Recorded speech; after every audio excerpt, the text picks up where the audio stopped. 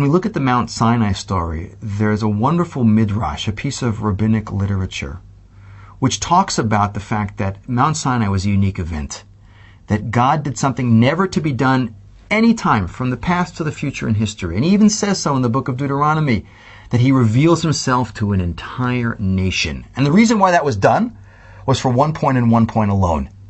Because the essence of the Torah is, the idea behind the Torah is that there's a God who dictates laws to Moses. But how did the Jewish people know that it's not just Moses who's making it up? You know, like the Wizard of Oz, pay no attention to the man behind the curtain.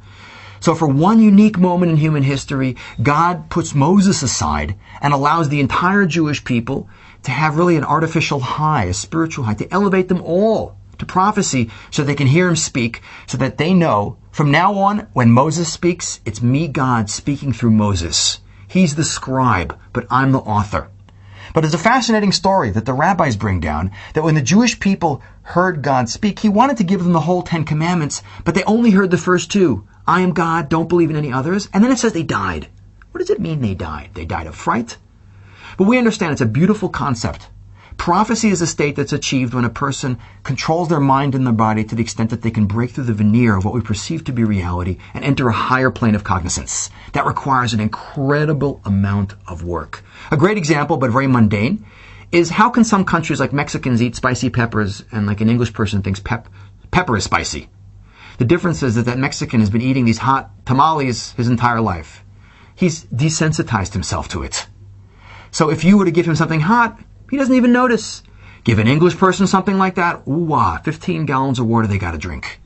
Moses had earned the right to be the greatest prophet in history, but the Jewish people hadn't. They just came. They were slaves in Egypt. God takes us to Mount Sinai, and if we go back to the analogy about the food, to enable us to have prophecy, it's sort of like giving the British guy a shot of Novocaine. Suddenly his taste buds go dead.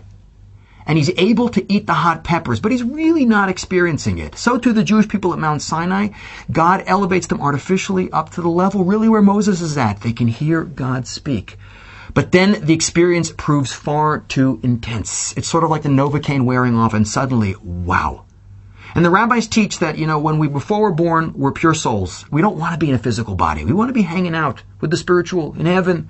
So it says that we're put in the body kicking and screaming.